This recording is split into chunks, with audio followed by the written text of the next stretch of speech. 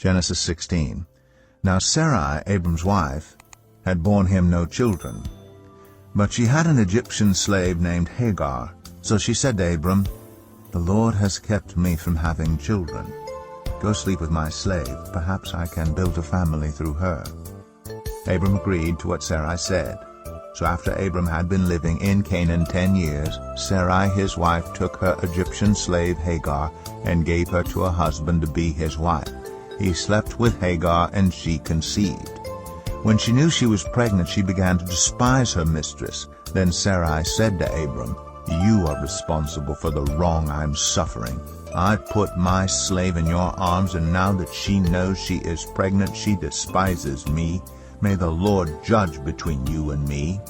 "Your slave is in your hands," Abram said. "Do with her whatever you think best." Then Sarai mistreated Hagar, so she fled from her. The angel of the Lord found Hagar near a spring in the desert. It was the spring that is beside the road to Shur. And he said, "Hagar, slave of Sarai, where have you come from, and where are you going?" "I'm running away from my mistress Sarai," she answered. Then the angel of the Lord told her, "Go back to your mistress and submit to her." The angel added, "I will increase your descendants so much that they will be too numerous to count." The angel of the Lord also said to her, "You are now pregnant, and you will give birth to a son. You shall name him Ishmael, for the Lord has heard of your misery. He will be a wild donkey of a man. His hand will be against everyone, and everyone's hand against him, and he will live in hostility toward all his brothers." She gave this name to the Lord who spoke to her. "You are the God who sees me," for she said, "I have now seen the one who sees me." That is why the well was called Beer Lahai Roi. It is still there, between Kadesh and Bered. So Hagar bore Abram a son, and Abram gave the name Ishmael to the son she had born. Abram was 86 years old when Hagar bore him Ishmael. Genesis 17.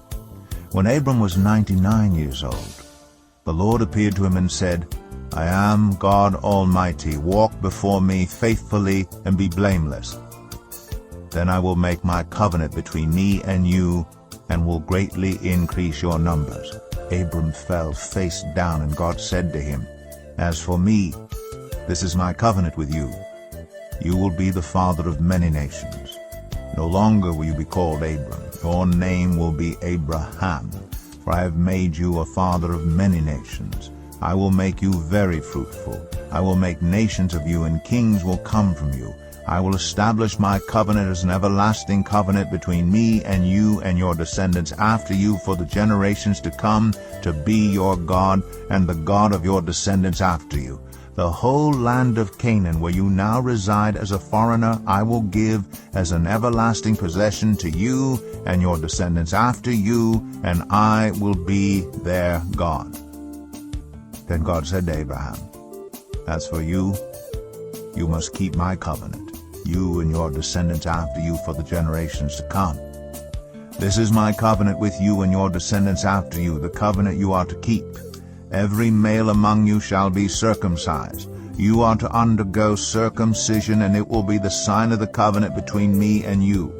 For the generations to come, every male among you who is 8 days old must be circumcised, including those born in your household or bought with money from a foreigner, those who are not your offspring. Whether born in your household or bought with your money, they must be circumcised. My covenant in your flesh is to be an everlasting covenant. Any uncircumcised male who has not been circumcised in the flesh will be cut off from his people. He has broken my covenant." God also said to Abraham, "As for Sarai your wife, you are no longer to call her Sarai. Her name will be Sarah. I will bless her, and will surely give you a son by her. I will bless her so that she will be the mother of nations. Kings of peoples will come from her." Abraham fell face down. He laughed and said to himself, "Will a son be born to a man 100 years old? Will Sarah bear a child at the age of 90? And Abraham said to God, "If only Ishmael might live under your blessing." Then God said, "Yes, but your wife Sarah will bear you a son, and you will call him Isaac. I will establish my covenant with him as an everlasting covenant for his descendants after him. And as for Ishmael, I have heard you. I will surely bless him. I will make him fruitful and will greatly increase his numbers. He will be the father of 12 rulers, and I will make him into a great nation. But my covenant I will establish with Isaac, whom Sarah will bear to you by this time next year." When he had finished speaking with Abraham, God went up from him. On that very day, Abraham took his son Ishmael, and all those born in his household or bought with his money, every male in his household, and circumcised them, as God told him. Abraham was 99 years old when he was circumcised, and his son Ishmael was 13. Abraham and his son Ishmael were both circumcised on that very day. And every male in Abraham's household, including those born in his household or bought from a foreigner, was circumcised with him. Genesis 18. The Lord appeared to Abraham near the great trees of Mamre while he was sitting at the entrance to his tent in the heat of the day. Abraham looked up and saw 3 men standing nearby. When he saw them, he hurried from the entrance of his tent to meet them and bowed low to the ground. He said, "If I have found favor in your eyes, my Lord, do not pass your servant by. Let a little water be brought, and then you may all wash your feet and rest under this tree. Let me get you something to eat, so you can be refreshed and then go on your way, now that you have come to your servant." "Very well," they answered. "Do as you say." So Abraham hurried into the tent to Sarah. "Quick," he said, "get 3 seahs of the finest flour, and knead it, and bake some bread." Then he ran to the herd, and selected a choice tender calf, and gave it to a servant who hurried to prepare it. He then brought some curds and milk, and the calf that had been prepared, and set these before them. While they ate, he stood near them under a tree. "Where is your wife, Sarah?" they asked him. "There, in the tent," he said. Then one of them said, "I will surely return to you about this time next year, and Sarah, your wife, will have a son." Now Sarah was listening at the entrance to the tent, which was behind him. Abraham and Sarah were already very old, and Sarah was past the age of childbearing. So Sarah laughed to herself as she thought, "After I am worn out, and my Lord is old, will I now have this pleasure?" Then the Lord said to Abraham, "Why did Sarah laugh and say, 'Will I really have a child now that I'm old?' Is anything too hard for the Lord? I will return to you at the appointed time next year, and Sarah will have a son." Sarah was afraid, so she lied and said, "I did not laugh." But he said, "Yes, you did laugh."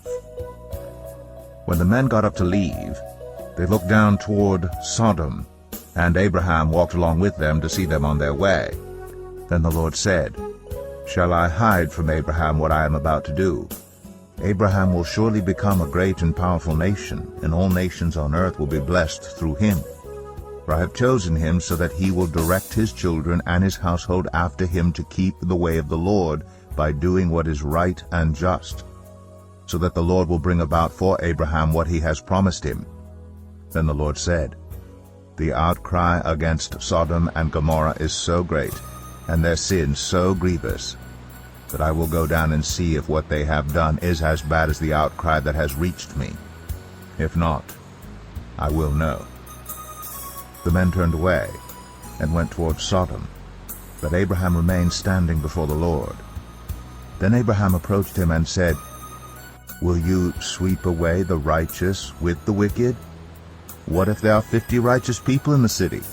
Will you really sweep it away and not spare the place for the sake of the 50 righteous people in it?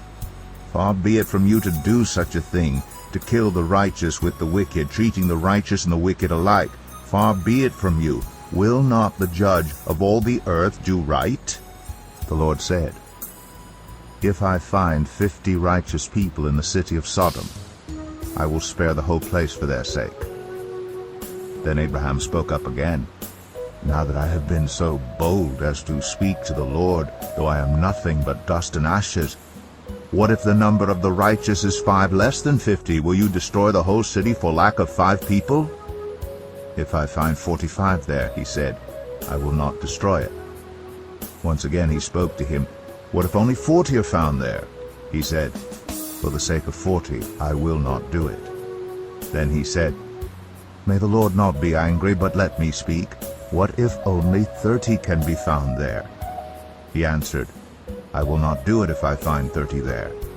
Abraham said, Now that I've been so bold as to speak to the Lord, what if only 20 can be found there? He said, For the sake of 20 I will not destroy it. Then he said, May the Lord not be angry, but let me speak just once more. What if only 10 can be found there? He answered, For the sake of 10 I will not destroy it. When the Lord had finished speaking with Abraham, he left, and Abraham returned home. Genesis 19. The 2 angels arrived at Sodom in the evening, and Lot was sitting at the gateway of the city. When he saw them, he got up to meet them and bowed down with his face to the ground. My lords, he said, please turn aside to your servant's house. You can wash your feet and spend the night, and then go on your way early in the morning. No, they answered, we will spend the night in the square. But he insisted so strongly that they did go with him and entered his house. He prepared a meal for them, baking bread without yeast, and they ate. Before they had gone to bed, all the men from every part of the city of Sodom, both young and old, surrounded the house. They called to Lot, Where are the men who came to you tonight? Bring them out to us, so that we can have sex with them. Lot went outside to meet them, and shut the door behind him, and said, No, my friends, don't do this wicked thing. Look, I have 2 daughters who have never slept with a man. Let me bring them out to you, and you can do what you like with them, but don't do anything to these men, for they have come under the protection of my roof. Get out of our way, they replied. This fellow came here as a foreigner, and now he wants to play the judge. We'll treat you worse than them. They kept bringing pressure on Lot and moved forward to break down the door. But the men inside reached out and pulled Lot back into the house and shut the door. Then they struck the men who were at the door of the house, young and old, with blindness, so that they could not find the door. The 2 men said to Lot, Do you have anyone else here, sons-in-laws, sons or daughters, or anyone else in the city who belongs to you? Get them out of here, because we are going to destroy this place. The outcry to the Lord against its people is so great that he has sent us to destroy it. So Lot went out and spoke to his sons-in-law, who were pledged to marry his daughters. He said, Hurry and get out of this place, because the Lord is about to destroy the city. But his sons-in-law thought he was joking. With the coming of dawn, the angels urged Lot, saying, Hurry! Take your wife and your 2 daughters who are here, or you will be swept away when the city is punished. When he hesitated, the men grasped his hand and the hands of his wife and of his 2 daughters, and led them safely out of the city, for the Lord was merciful to them. As soon as they had brought them out, one of them said, Flee for your lives, don't look back, and don't stop anywhere in the plain.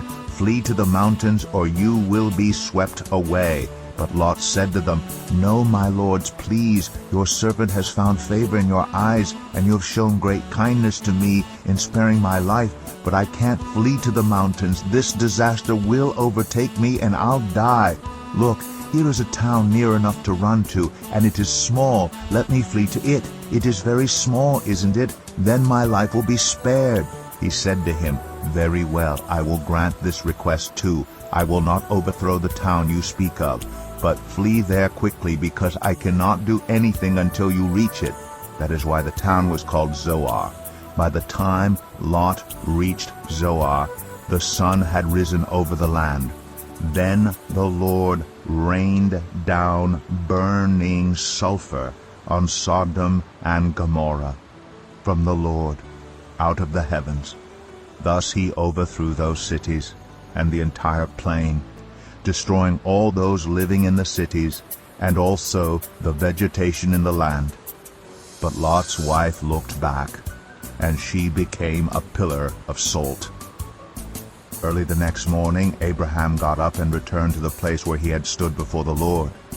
He looked down toward Sodom and Gomorrah, toward all the land of the plain, and he saw dense smoke rising from the land, like smoke from a furnace.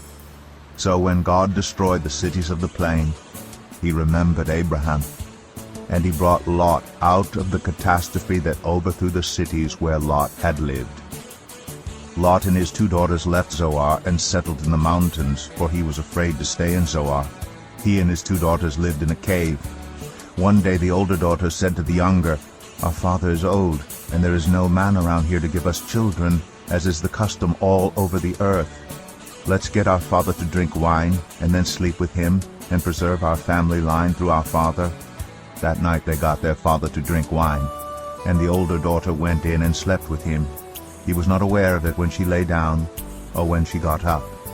The next day the older daughter said to the younger, "Last night I slept with my father. Let's get him to drink wine again tonight, and you go in and sleep with him so we can preserve our family line through our father." So they got their father to drink wine that night also, and the younger daughter went in and slept with him. Again he was not aware of it when she lay down or when she got up. So both of Lot's daughters became pregnant by their father. The older daughter had a son, and she named him Moab. He is the father of the Moabites of today. The younger daughter also had a son, and she named him Ben-Ami. He is the father of the Ammonites of today. Genesis 20. Now Abraham moved on from there into the region of the Negev, and lived between Kadesh and Shur. For a while he stayed in Gerar, and there Abraham said of his wife Sarah, "She is my sister." Then Abimelech, king of Gerar, sent for Sarah and took her. But God came to Abimelech in a dream one night and said to him, "You are as good as dead because of the woman you have taken. She is a married woman." Now Abimelech had not gone near her, so he said, "Lord, will you destroy an innocent nation? Did he not say to me, 'She is my sister'? And didn't she also say, 'He is my brother'? I have done this with a clear conscience and clean hands." Then God said to him in the dream, "Yes, I know you did this with a clear conscience, and so I have kept you from sinning against me. That is why I did not let you touch her.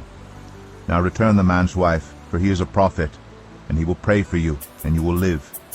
But if you do not return her, you may be sure that you and all who belong to you will die."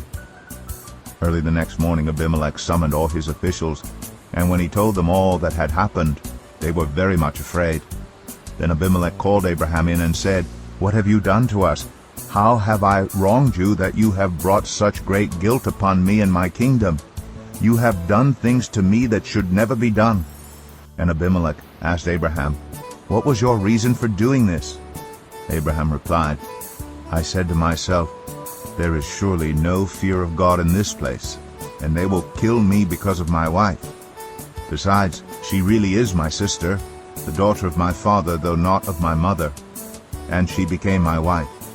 And when God had me wander from my father's household, I said to her, 'This is how you can show your love to me. Everywhere we go, say of me, he is my brother.' Then Abimelech brought sheep and cattle, and male and female slaves, and gave them to Abraham, and he returned Sarah his wife to him. And Abimelech said, 'My land is before you, live wherever you like.' To Sarah he said, 'I am giving your brother 1,000 shekels of silver. This is to cover the offense against you before all who are with you. You are completely vindicated.' Then Abraham prayed to God, and God healed Abimelech his wife, and his female slaves, so they could have children again. For the Lord had kept all the women in Abimelech's household from conceiving because of Abraham's wife Sarah.